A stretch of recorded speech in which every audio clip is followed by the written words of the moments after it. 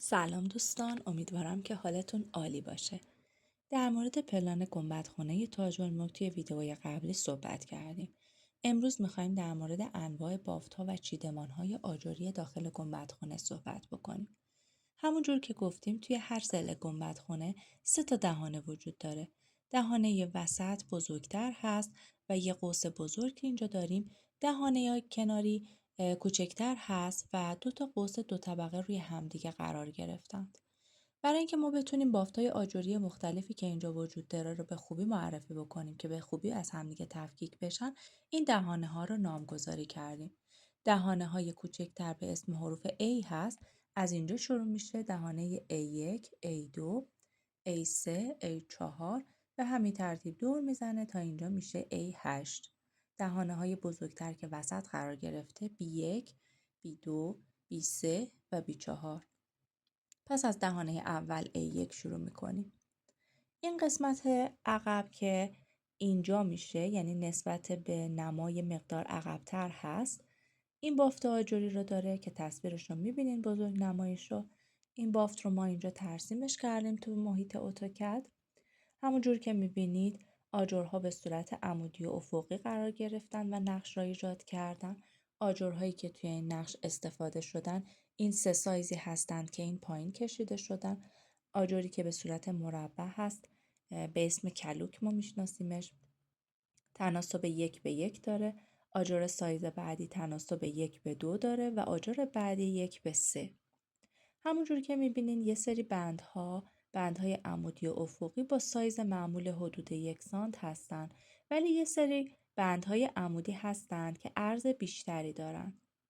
این بندها معمولا اینطوری هستند که روش یه نقش خاصی روی این بند گچی پیاده شده و اگر دقت بکنید به این شکل ادامه پیدا میکنه، یا روی عکس بخوام نشون بدم یه همچین مسیری رو طی میکنه و باعث میشه که این بافت خیلی زیباتر و چشم نوازتر به نظر برسه. این بندها بعضی جاها به اسم بند مهری شناخته میشه، یعنی یک قالبی رو به صورت یک مهری داشتند که روی بند وقتی که اون ملات خیس بوده فشار میدادن و اون نقش رو حک میکردن. ولی توی نمونه هایی که ما توی مسجد جامع بررسی کردیم میبینیم که این نقش های تفاوت های خیلی جزئی با هم داره که نشون میده به صورت مهری اجرا نشده، بلکه با ابزار و به صورت کنده‌کاری در واقع این نقش توش ایجاد شده. ولی به هر حال در واقع تکنیکی هست که توی دوره سلجوقی و بعدش توی دوره ایلخانی ادامه پیدا میکنه. حالا شاید بند مهری اسم خیلی دقیقی نباشه برای این تکنیک، بهتره بگیم بند منقش، بندی که یک نقش خاصی رو داره که حالا اینجا نقشش ثابت و تکراری هست ولی جاهای دیگه نقش‌های متفاوت‌تری رو به خودش میگیره. قسمت بعدی اینجا هست که توی این تصویر بهتر میتونیم ببینیم. این لچکی که کنار این قوس قرار میگیره، این ساده ترین بافتی هست که توی گنبدخانه استفاده شده. چون بافت خیلی ساده ای بود دیگه من ترسیمش نکردم. آجرهایی که تناسب 1:1.5 داره خیلی ساده روی همدیگه قرار گرفته. فاصله بندهای عمودی به همین شیوه در واقع تزیین شده و یه بافت ساده خیلی قشنگی رو ایجاد کرده که جاهای مختلف حالا توی همین گنبدخانه وجود داره. بعد از اون یه کتیبه آجری داریم که در مورد این بعداً توی فیلمی که حالا مربوط به کتیبه ها هست صحبت میکنیم. بعدش میایم اینجا یه قوسی رو داریم که داخل اینجا یه گره هندسی اجرا شده. این گره همون جوری که میبینید این قطعاتی که پایین ترسیم شدن اینا قطعاتی هستند که آجر توی این شکل استفاده شده. همون جوری که قبلا گفته شد قسمتی که اینجا هست احتمالاً پشتش تو خالیه و آجرکاریایی که ما اینجا داریم آجرکاریای تزئینیه، یعنی این قسمت اینطور نیست که سازه و تزئین همزمان باشه، البته غیر از این قوسی که حالا جنبه باربر داره، ولی بقیهش آجرکاری های تزئینیه. اینجا آجرایی که استفاده شده به این 2 تیپ هست و بقیه قسمت هایی که هج خورده به صورت گچبری هست که میبینین تفاوت رنگش هم توی عکس مشخصه و به این ترتیب یه ترکیبی از آجر و گچبری این بافت گره رو تشکیل داده. قسمت بالاتر یه بافت آجری برجسته رو داریم. آجرهایی که این بافت رو تشکیل دادن لوزی هایی هستن به این شکل که این لوزی ها به صورت عمودی و افقی قرار گرفتن. دقت کنید که این آجر چطوری روی هم قرار گرفته، یعنی اون زوایای تیز لوزی ها اومده از 4 طرف به همدیگه توی یه نقطه وصل شده و این بافت رو برای ما ایجاد کرده. خب میریم سراغ دهانه بعدی، دهانه A2. این دهانه به سمت شبستان جنوبی باز هست. توی طرفین دهانه A2 این بافتی که میبینین اجرا شده. وقتی که ترسیمش بکنیم این نقش میشه. نقشی هست که این مربعی که دارم نشون میدم به صورت مدولار تکرار شده. قسمت هایی که خاکستری هست، قسمت های برجسته هست، قسمت های سفید، قسمت های فرو رفته هست، ولی همش از آجره. آجرها همه همسایز هستن، همون آجر معمولی که توی این قسمت های پایین گنبدخونه استفاده شده و به صورت بدون بندم هست، یعنی این آجرها دقیقاً به هم چسبیدن و دقیقاً انگار که روی یه شبکه شطرنجی خیلی منظمی این نقش پیاده شده باشه. خب نقش خیلی قشنگیه، یعنی اگر که روی قسمت‌های خاکستری توجه بکنید یا روی قسمت‌های سفیدش توجه بکنید یا اگر نقشی که توی یک مدلش هست یا وقتی که اینها تکرار میشه به صورت دوتایی یا چهارتایی، مثلا وقتی چهارتایی کنار هم قرار میگیره و این قسمت سفید رنگ یا خاکستری وسط رو در نظر بگیریم، هر جوری که نگاه بکنیم میبینیم که واقعا از نظر گرافیکی نقش خیلی زیبایی هست. من این نقش رو توی هیچ بنای تاریخی دیگه‌ای توی ایران ندیدم. اگر دوستان جایی سراغ دارن این نقش وجود داره یا مشابهش وجود داره، خیلی ممنون میشم که به من اطلاع بدن. یکی از زیبایی‌های این نقش این هست که دقیقاً با ابعاد این جرز که کاملاً یک عنصر سازه‌ای و خیلی مهم گنبدخونه هست تناسب داره. یعنی ما میبینیم از ابتدای این جرز تا انتهای جرز دقیقاً 2 بار این الگو تکرار شده و خب این داره دقیقاً با سایز آجر طراحی و اجرا میشه، یعنی اصلاً فرصت اینو نداره که حتی در حد 1-2 سانت کمتر یا بیشتر باشه. خیلی جالب هست که آیا اول جرز طراحی شده، ابعاد این جرز باربر طراحی شده یا نقش انتخاب شده و روی اون پیاده شده، ولی به هر حال یک هماهنگی خیلی کاملی بین تزیینات و سازه ما اینجا میتونیم ببینیم، یعنی توی محاسباتش که چطور این نقش اینقدر مناسب این ابعاد انتخاب شده، طوری که دقیقاً اون کادر که میتونه پوشش بده رو انتخاب در واقع روش نشسته. چون ببینید دقیقاً از این الگو 2 بار تکرار شده توی این دهانه، یعنی اگر این جرز مثلا 5 سانت، 10 سانت، 20 سانت بزرگتر بود این اتفاق نمی افتاد و این نقش مجبور بود عوض بشه و یه نقش دیگه اینجا قرار بگیره. بنابراین یکی از قشنگترین اتفاقایی هست که توی این گنبدخونه الان ما میبینیم و این نقش هم فقط همینجا هست، یعنی جای دیگه توی این مسجد یا جای دیگه داخل همین گنبدخونه استفاده نشده، فقط همین دهانه است که این نقش رو داره. قسمت بالا همون نقش ساده هست که توی دهانه قبلی هم وجود داشت. بعدش میاد دوباره به کتیبه یا آجری میرسه و بعد دوباره به قوسی میرسه که یه همچین بافت هندسی رو داره. این هم اگر که دقت بکنیم میبینیم که از آجرهای لوزی که دقیقاً توی بافت مشابه قبلی استفاده شده بود اینجا هم استفاده شده، ولی یه چینش متفاوتی داره که قبلی همونیه که اینجا توی لچکی استفاده شده بود، به صورت عمودی و افقی آجرها کنار هم قرار گرفتن، ولی اینجا نحوه چینشش متفاوت، بافت متفاوتی ایجاد شده و قسمت هایی هم که هرچه خاکستری داره گچبری هست که توی عمق کمتری هست و بافت رو به این شکل برجسته برای ما نمایان کرده. قسمت بالاش هم که با همون دهانه A1 مشابه همدیگه طراحی شده.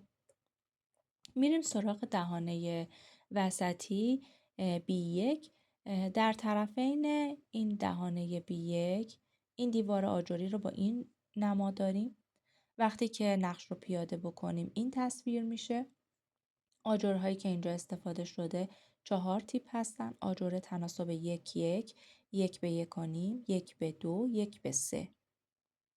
میبینید آجرها به صورت عمودی و افقی هستند و اینو من توضیح بدم که بافتای آجری مشابه این که ما توی حالا هم گنبدخونه تاج الملک داریم هم چند جای دیگه داخل مسجد جامع داریم.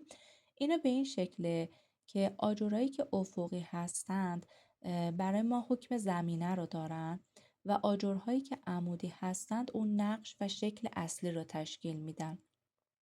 آجرهای افقی از این دو سایز استفاده میشند و بینش بند منقش اجرا میشه. حالا من برای اینکه این نقش قشنگتر خودش رو نشون بده، آجرهایی که در واقع برای ما زمینه نقش رو داره کم رنگترش کردم و آجرهای عمودی که نقش اصلی هست رو با مشکی نمایشش دادم که میشه این. یعنی اگر دقت بکنید ما آجرهای زمینمون اینجوری مثلا فرم زبدر داره یا اینجا فرم یه نقطه داره و اینا رو ما میتونیم روی دیوار به راحتی پیدا بکنیم. ولی آجرهایی که عمودی هستن اینا فرم بسته ندارن، یعنی اینا یک فرم بسیار سیالی داره که هیچ جا محدود نمیشه. بنابراین این یک نقشی هست که خیلی رونده هست و ما تقریبا توی هر کادری میتونیم قطعش بکنیم. یعنی نقش به ما حکم نمیکنه که طول و عرض مستطیلمون حتما یک تناسب خاصی یا یک ابعاد خاصی داشته باشه. تقریبا حالا اون جاهایی که مدولاره با نقش ما میتونیم این رو قطعش بکنیم و خلاصه یه نقش خیلی زیبایی هست که فقط همینجا توی این دهانه B1 در طرفین دهانه استفاده شده. قسمت بالای همین دهانه اینجا یک کتیبه آجری داریم که بعداً در موردش صحبت میکنیم. این کتیبه توی زمینش این بافت آجری استفاده شده و این وسط این قسمتی که الان موسمن داره نشون میده این بافتی که اینجا هست اجرا شده. آجرایی که اینجا استفاده شده همون 4 تیپ قبلی به اضافه یه سایز بزرگتره، یعنی تناسب 1 به 1، 1 به 1 و نیم، 1 به 2، 1 به 3 و 1 به 5. مجددا من آجرای عمودی رو مشکی زدم، آجرایی که افقی هستند رو رنگ کم رنگ تر زدم که برای ما بیشتر نقش پس زمینه رو داشته باشن. خب برای اینکه بهتر بتونیم تجسم بکنیم که این نقش چطوری زیر این تویزه قرار گرفته، توی محیط اتوکد من 3 بعدیشو ساختم. قسمت هایی که اینجا بنفش هست میبینین قسمتی که هست که کتیبه روش دور زده و نقش اون وسط قرار گرفته. میبینین از طرفین چطوری نقش میره بالا و توی تیزه چطوری از دو طرف این نقش به هم دیگه میرسه.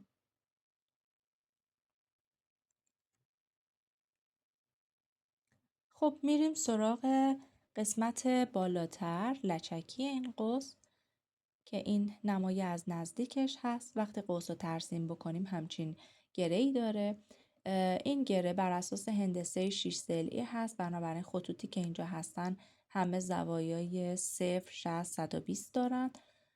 این ستاره 6 ضلعی که این وسط هست میبینید آجرهاش این قطعاتی هست که اینجا قرار گرفته. این اضلاعی که اینجا هستن این آجر بلندتر هستن. این آجر این سایزی که میبینیم دقیقا نصفه همین آجر بزرگتره که اینجاها قرار میگیرن و یه آجر دیگه ای رو داریم اینجا که اینجاها قرار میگیره. قسمت هایی هم که هج خورده به صورت گچبری هست. خب دهانه بعدی دهانه A3 در طرفین این دهانه A3 ما 2 تا قاب داریم که 2 تا نقش گره داره و این 2 تا خیلی به هم شبیهن. یعنی تا وقتی که من اینو برداشت نکرده بودم خودم متوجه نشده بودم که این 2 تا با هم یک تفاوتی دارند. حالا این نقش رو وقتی که پیاده بکنیم یه همچین هندسه‌ای داره. میبینین همون ستاره شیش پری که توی نقش قبلی بود اینجا هم تکرار میشه. آجرش هم همون آجره و این دوتا آجر دیگه هم استفاده شده برای این نقش. این نقش الان توی این تصویر میشه سمت چپ من، ولی روی پلان بخوام بگم میشه دیوار شرقی این دهانه A3. حالا نقشی که روبروش قرار داره روی دیوار غربی این یکی هست که همونجور که میبینید هم نقش خیلی شبیه، آجرایی که استفاده شده همون آجرها به همون شکل با همون سایز هست، ولی نقش یکم متفاوته و حتی کادری هم که انتخاب شده متفاوته. یعنی این کادر یکم ارتفاعش بلندتر از نقش روبرویش هست. حالا برای اینکه تفاوت این دوتا رو بهتر متوجه بشیم من دوتا رو کنار همدیگه گذاشتم، میشه این و اون الگوی تکرار شونده هم زیرش قرار دادم. میبینیم این ستاره شش پر توی هر دو مثل همه، دقیقاً یه شکل و یک سایز هست. از گوشه این پرها یه فرمی مثل حرف وای انگلیسی میره بیرون. از گوشه این ستاره یه خط شکسته میره بیرون و این تفاوت باعث میشه که اینا وقتی تکرار بشه و کنار هم قرار بگیره دو تا بافت خیلی شبیه ولی متفاوت ایجاد بکنه که میبینی یکم تراکم ستاره ها هم توش تغییر کرده. خب بعد از اینکه این کتیبه تموم میشه، قسمت بالاتر که این نقش میره تا زیر تیزه، این نقش آجری رو وقتی پیاده میکنیم میشه این که یه همچین گرافیکی داره. حالا قسمتی که آجرها عمودی هست رو من به صورت خاکستری کشیدم برای اینکه نقش خاناتر باشه. آجرایی که استفاده شده همون 5 تیپی است که قبلا بوده و این 5 تا سایز توی دیوارهای بعدی هم استفاده میشه و هر کدوم از این نقوشی که من اینجا تا الان نشون دادم اینا هر کدوم تکه، یعنی این نقش جای دیگه ای ما توی مسجد جامع یا توی گنبدخونه اینا نداریمش. اینا هر کدوم یه جا فقط استفاده شده. این فقط اینجا زیر این تاق هست و جای دیگه نداریمش. به خاطر همین از نظر هنر آجرکاری اینجا خیلی واقعا یه مجموعه بی‌نظیری محسوب میشه. قسمت لچکی هم که گفتیم همون بافت ساده‌ای هست که قبلا داشتیم، کتیبه آجری، و بعد میرسیم به این قوس طبقه دوم. یه بافت هندسی، گره هندسی داریم اینجا که گره هندسی ترسیم شدهش به این شکل. قسمت‌های کم رنگ گچبری هست که تفاوت رنگش هم کاملا مشخصه. آجرایی که اینجا استفاده شده توی این 4 شکله. خب و در نهایت میرسیم به قسمت بالاتر، لچکی که اینجا قرار داره. همون جور که میبینید آجری که استفاده شده همون آجر لوزیه که قبلا هم داشتیمش و به صورت عمودی افقی، ولی چیدمانش با نمونه قبلی یکم تفاوت داره. یعنی توی اون نمونه قبلی این زوایای تیز لوزی ها رو به هم وصل کرده بود، اینجا زاویه تیز رو با زاویه باز یه لوزی دیگه روی هم قرار داده. به خاطر همین بافتی که ایجاد شده متفاوته و این واقعا خلاقیت نشون میده که با یه عنصر ساده تونسته دو تا بافت کاملا متفاوت با دو تا گرافیک متفاوت برای ما ایجاد بکنه. خب امیدوارم از این ویدیو لذت برده باشین. لطفا کانال منو سابسکرایب کنید و به دوستانتون معرفی بکنید. مرسی از همراهی شما. خداحافظ.